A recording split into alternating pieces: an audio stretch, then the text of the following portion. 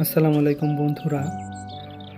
ঢাকার মিরপুরের ছোট দিয়াবাড়ি থেকে তুরাগ নদী হয়ে সাভারের সাদুল্লাপুরের গোলাপগ্রাম ভ্রমণের কাহিনী আপনাদের মাঝে শেয়ার করছি।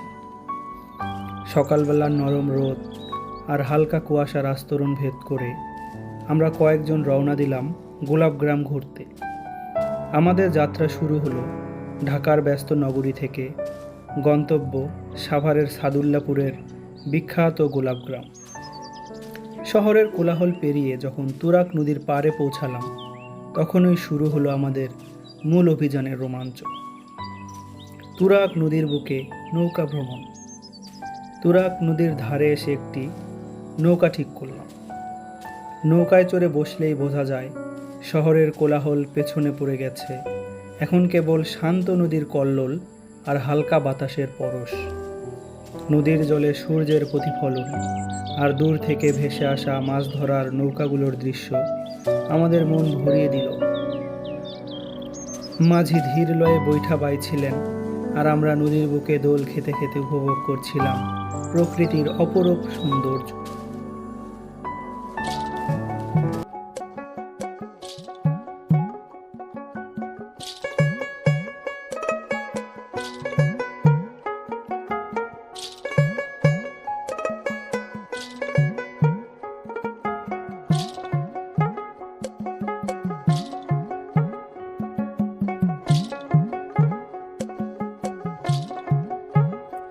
আমার বন্ধু চিকন কালিয়া দেখো আসিয়া, আমার বন্ধু চিকন কালিয়া দেখো আসিয়া।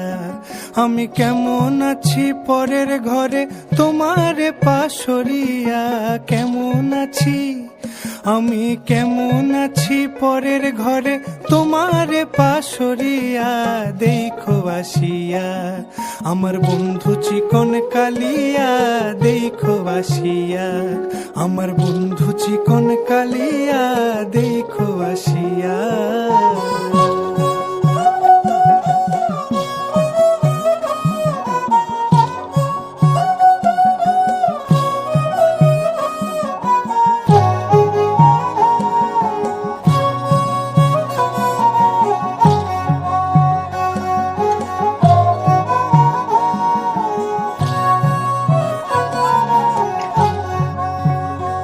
যদি দেখার ইচ্ছা হয় তোমার নিঠুর মনে লয়, কালিন্দির ঘাটে আইসো দুপুরের সময়।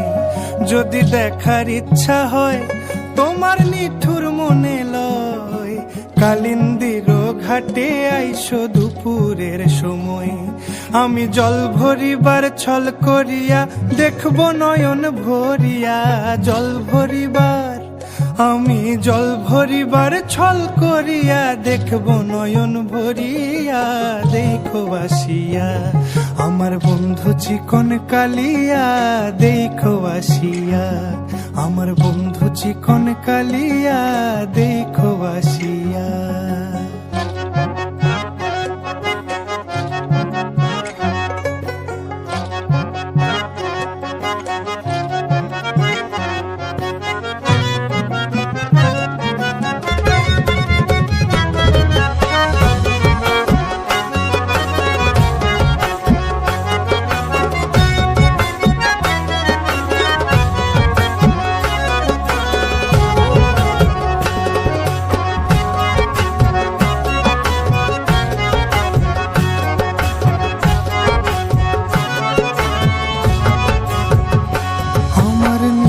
মনোহর যদি পাই তোমার লাগর, খুলিয়া কইতাম তোমারে পরাণের খবর।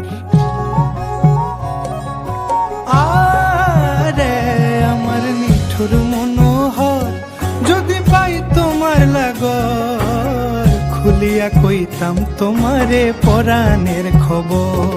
আমি প্রেম ফাঁসি লইয়া গলে যাই গো যদি মরিয়া, প্রেম ফাঁসি আমি প্রেম ফাঁসি লইয়া গলে যাই গো যদি মরিয়া দেখো আসিয়া। আমার বন্ধু চিকন কালিয়া দেখো আসিয়া, আমার বন্ধু চিকন কালিয়া দেখো আসিয়া, আমি কেমন আছি পরের ঘরে তোমারে পাশরিয়া, কেমন আছি আমি কেমন আছি পরের ঘরে তোমারে পাশরিয়া দেখো আসিয়া, আমার বন্ধু চিকন কালিয়া দেখো আসিয়া, আমার বন্ধু চিকন কালিয়া দেখো আসিয়া, আমার বন্ধু চিকন কালিয়া দেখো আসিয়া।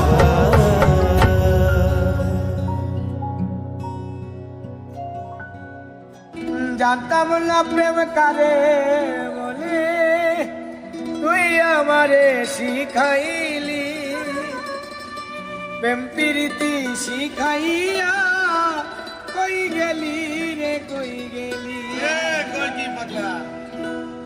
জানতাম না প্রেম কারে বলে, তুই আমারে শিখাইলি প্রেম প্রীতি শিখাইয়া, কই গেলি রে কই গেলি, কি মায়া তুই লাগাইলি রে বন্ধু,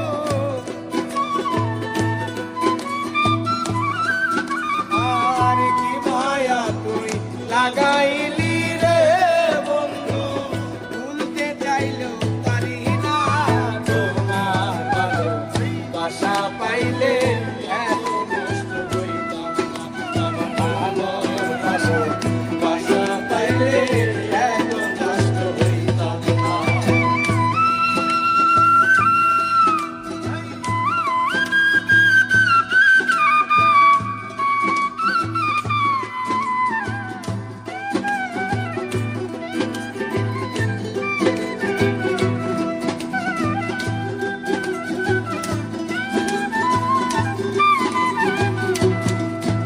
ওরে থাকো বন্ধু সুখে থাকো, এই প্রার্থনা করি, আমি কি তোমারে বন্ধু কইলা থাকতে পারি,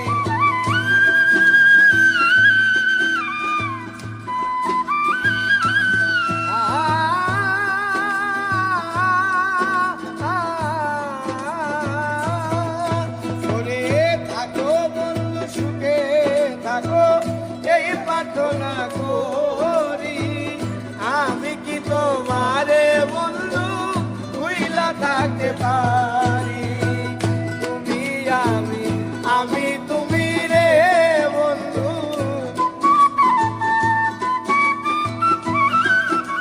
আর তুমি আমি আমি তুমি রে বন্ধু, দুইজনে হই একজনা, তোমার ভালোবাসা পাইলে এত নষ্ট হইতাম না, আমি তোমার ভালোবাসা পাইলে এত নষ্ট হইতাম না।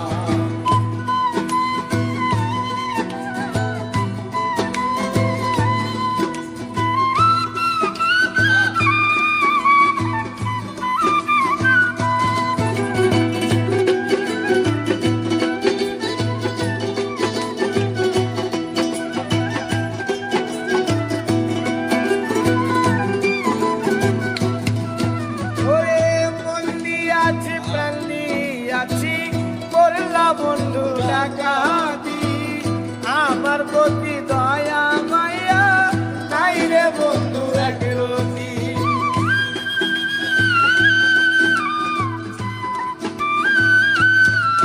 ওরে মন দিয়াছি প্রাণ দিয়াছি, করলা বন্ধু ডাকাতি, আমার প্রতি দয়া মায়া নাই রে বন্ধু একরতি।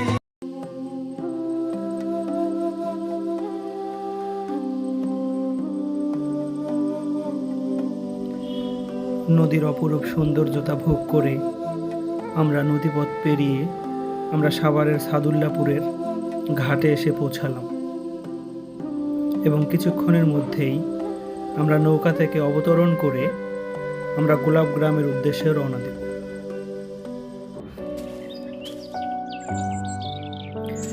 গ্রামে ঢুকতেই চোখে পড়ল একের পর এক গোলাপের বাগান, যেন প্রকৃতি তার লালচে আভায় গ্রামটাকে রাঙিয়ে দিয়েছে।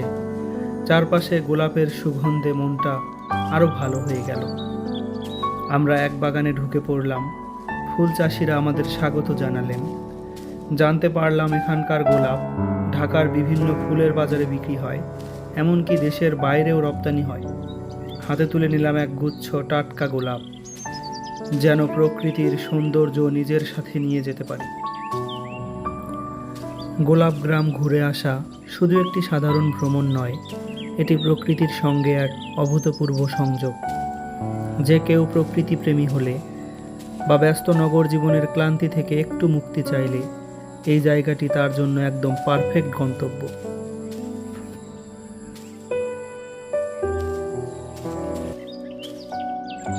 বিকেলের দিকে আমরা আবার ঢাকার পথে রওনা হলাম।